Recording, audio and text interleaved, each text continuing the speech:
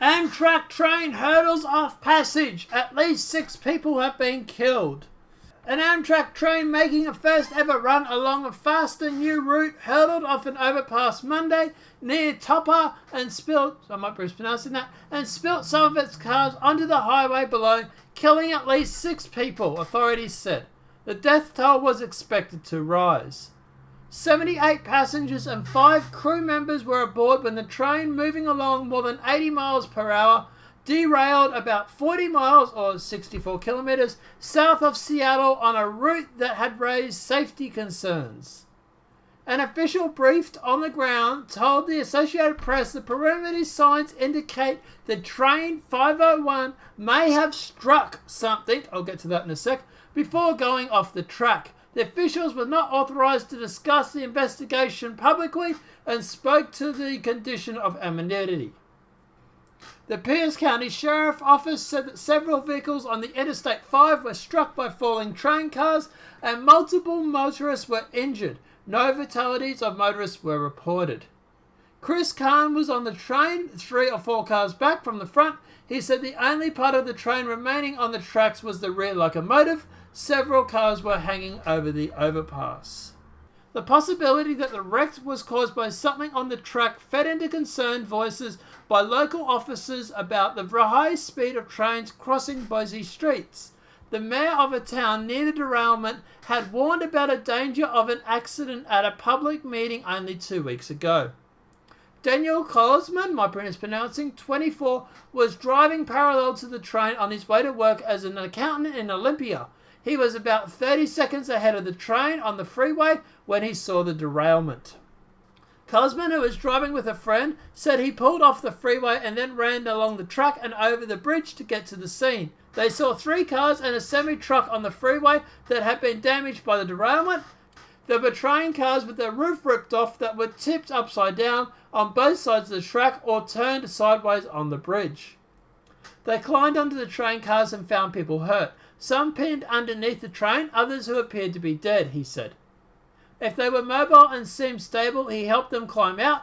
If they appeared seriously injured, he tried to comfort them by talking to them. I just wanted to help people because I would want people to help me, he said. I'm an Eagle Scout, I have a lot of first aid training and an emergency responder training. They stayed for nearly 2 hours before hitting the road again. He's actually quite a hero, actually. Someone give this guy a medal. I prepared for the worst and hoped for the best. I saw a little bit of both, he said. President Trump used the deadly derailment to call for more infrastructure spending in a tweet sent about 3 hours after the accident. He said the wreck on the newly completed bypass shows more than ever why our soon-to-be submitted infrastructure plan must be approved quickly. The train was making an inaugural run on the new route as a part of a $180.7 million project designed to speed up services by removing passenger trains from a route along Purchase South that boggled down by curves, single-track tunnels, and freight traffic. The new Amtrak schedule called for the train to leave Seattle around 6 a.m. and arrive in Portland about 3.5 hours later. The new route, including a bypass built on the existing inland rail line that runs along the Interstate 5 from Tacoma, to DePort, near where the train 501 derailed. The track testing was completed in January and February in advance of Monday's launch, according to the Washington State Department of Transport. The mayor of Lakewood, Washington, a city along the new route, predicted a deadly crash, but one involving a fast-moving train hitting a car or pedestrian at a grade crossing. At a recent public meeting, he called upon state planners to build overpass-like rail structures instead of having trains cross busy streets. Come back when there is that accident and try to justify not putting in those safety concerns, Anderson said, according to Seattle TV station KOMO. Or you can go back now and advocate for the money to do it because this project was never needed and endangers our citizens. Well, he wasn't exactly right about the accident either because, yeah. National Transport Safety Board said a team of investigators was on its way to the scene from Washington, D.C. A spokesperson for Providence St. Peter's Hospital in Olympia said that the hospital had received 11 patients. Chris Thomas did not know their specific conditions.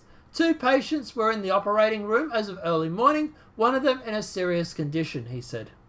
The train was going 81.1 miles per hour moments before the derailment, according to transitdocs.com, a website that maps Amtrak train locations and speed using data from the railway's train tracker app. The maximum speed along the stretch of track known as Point Defiance Bypass is 79 miles per hour, according to the information about the project posted online by the Washington State Department of Transport. It's only going about 2 miles an hour faster, so it's not overly a lot, but anyway. All southbound lanes of the I-5 were closed south of Joint Base Lewis McCord, might be mispronouncing, and motorists were being warned to avoid the area. Okay, also something else that I want to mention while we're actually talking about this. Antifa website, It's Going Down, deleted an article where Puget Sound anarchists took credit for pouring concrete on railway tracks in Washington State. Now, thank God this actually has been archived. So why are we mentioning about this? Well, because of the fact that they're actually looking into the fact of whether the train actually hit something on the actual track. That is the going theory at the moment, and less than 20 miles from this location, you have Antifa, or It's Going Down, actually claiming and taking credit for pouring concrete on that track, and then deleting the article from their website. Now, thank God that article has actually been archived, so obviously it will stay there, and I've also put a copy of it in this video.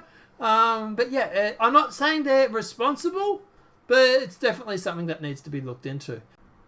Now, the reason why I'm actually talking about this, even though it does actually say in that article they have contacted the authorities and let them know regarding where the concrete was, just because someone in the group has done that once doesn't necessarily mean that someone in the group hasn't gone back and done it again. For example, say there was a team of 5 or 10 people, for example.